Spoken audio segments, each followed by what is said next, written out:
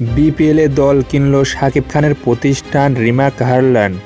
আইপিএলে শাহরুখ খান প্রীতির মতো বলিউডের তারকাদের দল থাকলেও টলিউডের প্রথম কোনো তারকা হিসাবে শাকিব খান কিনল দল।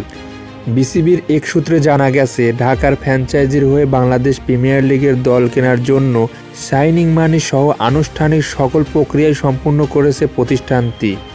আর স্বনামধন্য এই প্রতিষ্ঠানটির মালিক যুক্ত আছেন অভিনেত্রী শাকিব খান। ফলে বিপিএলের আগামী আসরে আবারও নতুন নামে দেখা যাবে ঢাকার ফ্র্যাঞ্চাইজিটিকে। এদিকে তামিম ইকবালকে সঙ্গে নিয়ে মিরপুরের মাঠ ঘুরে দেখলেন আসিফ মাহমুদ। দিনের শুরুতে বিসিবিতে আসেন তামিম ইকবাল।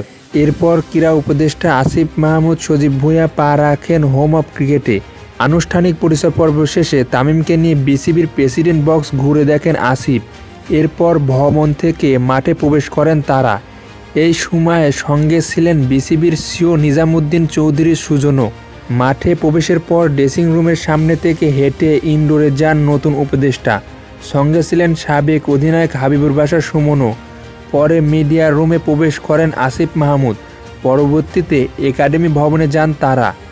এদিকে সবার আগে ক্রিকেট বোর্ড থেকে পদত্যাগ করলেন জালাল ইউনুস।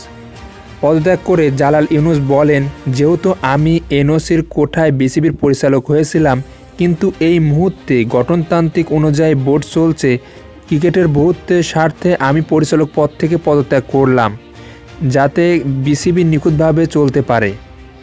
এদিকে আগামীকালকে প্রথম টেস্ট ম্যাচ খেলতে পাকিস্তানের বিপক্ষে মাঠে নামবে বাংলাদেশ। ম্যাচটি শুরু হবে বাংলাদেশ সময় সকাল 11টায়।